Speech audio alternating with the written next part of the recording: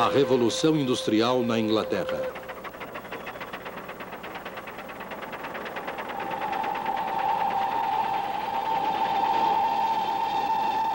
Um filme da Enciclopédia Britânica.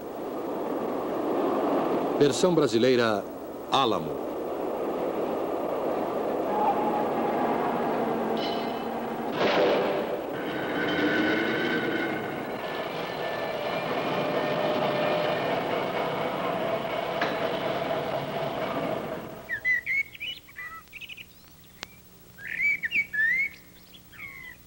Voe com sua imaginação até a Inglaterra. Imagine a condição socioeconômica daquela nação há 200 anos. Era uma Inglaterra muito diferente da que conhecemos nos dias de hoje. Uma Inglaterra de aldeias tranquilas, de fazendas e pequenas propriedades rurais, de extensos pastos abertos e grandes florestas. Muitas regiões haviam evoluído pouco desde a Idade Média. A maior parte da população dedicava-se à lavoura ou exercia outras atividades rurais. O padrão de vida era baixo. As fazendas eram pequenas e as técnicas de cultivo eram rudimentares. O ciclo de culturas era quase desconhecido, assim como desconhecidas eram as técnicas de aumento de produção de alimentos.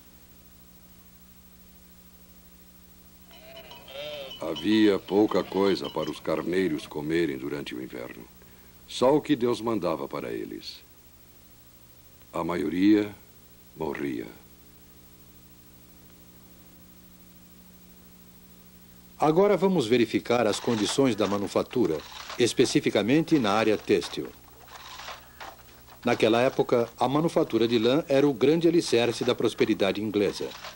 Em todas as casas, encontrava-se uma roda de fiar, e em todas as aldeias, um tear manual. Esse método de manufatura foi denominado sistema doméstico.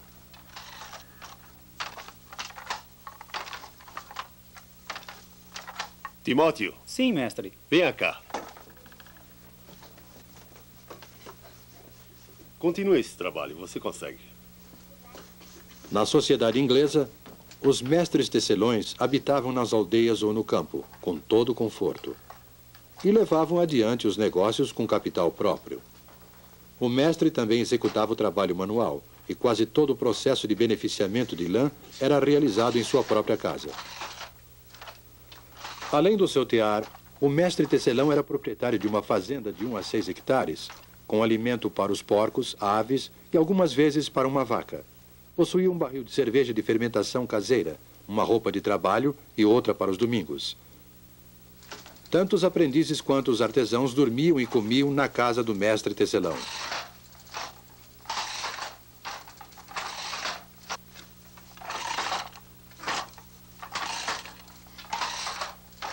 Mantenha o movimento firme, rapaz. Estou tentando, mestre, estou tentando. Claro, eu estou vendo seu esforço. Os mestres e os seus empregados eram geralmente ligados pela afeição, a ponto de não desejarem se separar.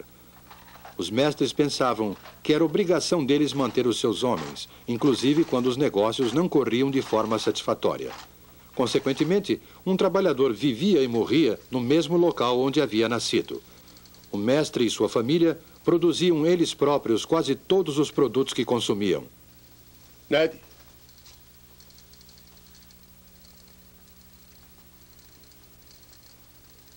O que você acha? Ah, ele parece um campeão, não é? Eu vou fazer um casaco bem bonito. Ah, você é um menino de sorte. Agora pode ir. Ei, Ned!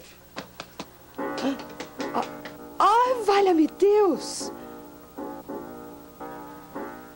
Eles cultivavam na fazenda os cereais que os alimentavam, manufaturavam o tecido de lã com que se vestiam e satisfaziam as demais necessidades com o produto da venda do tecido por eles manufaturado.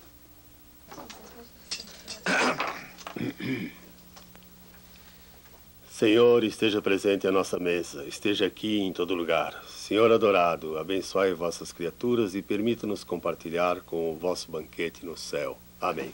Amém. O mestre tecelão costumava sentar-se à cabeceira da mesa de carvalho. Rodeado pela sua família e seus empregados, ele rezava a oração de ação de graças, servia o pão e o purê. Às vezes tomava uma caneca de cerveja, sem servir aos seus homens.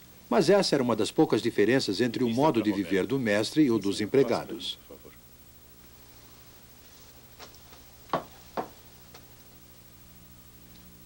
Há muito ainda para você aprender na arte da tecelagem. O pagamento é muito pouco para o aprendiz. Dinheiro não é uma coisa boa no bolso dos jovens. Na realidade, havia um aspecto muito desagradável no relacionamento entre o mestre tecelão e os trabalhadores. Existia, por exemplo, uma lei do governo proibindo aos trabalhadores de fazerem greve para reivindicar aumento salarial. Fizeram uma greve no inverno passado, mas a paralisação cessou por causa da repressão.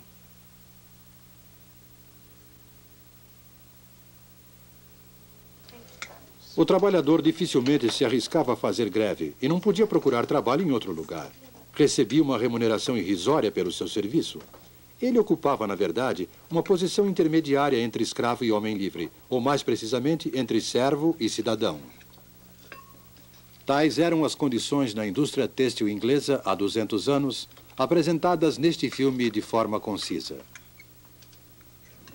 Essas condições variavam conforme o lugar e a época. A Inglaterra não era absolutamente o paraíso terrestre, mas a vida seguia o seu curso tranquilo, geração após geração. E nos 100 anos seguintes, a nação se transformou e o estilo de vida do povo inglês sofreu uma transformação radical. Aldeias tornaram-se vilas, vilas tornaram-se cidades, e a manufatura foi transferida das tranquilas propriedades rurais para as fábricas.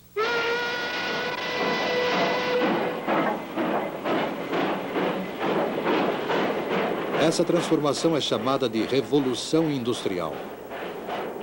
Podemos dizer, sem correr o risco de simplificar demais, que 3 tipos de máquinas destruíram o velho mundo e construíram o novo. A primeira foi a máquina de fiação. A segunda, o tear mecânico. E a terceira, o motor a vapor.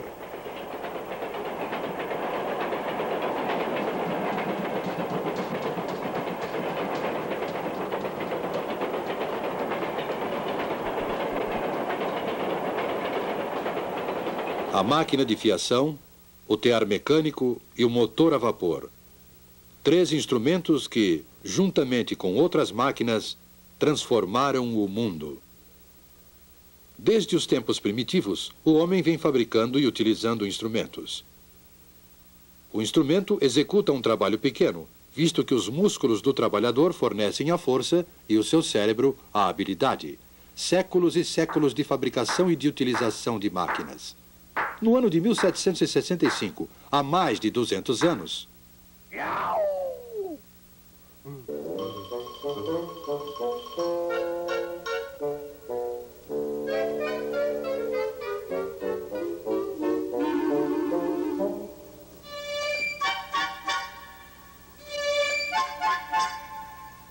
Jenny! Jenny! Eu consegui!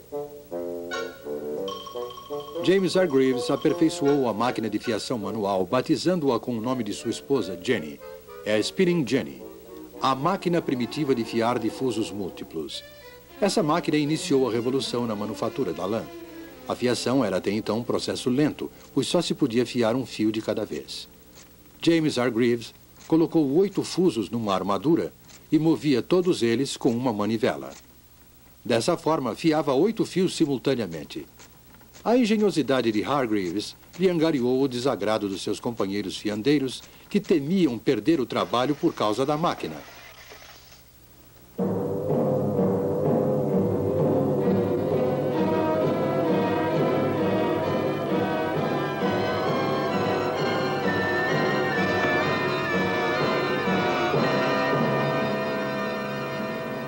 Mas Hargreaves não desistiu do seu empreendimento e logo depois desenvolveu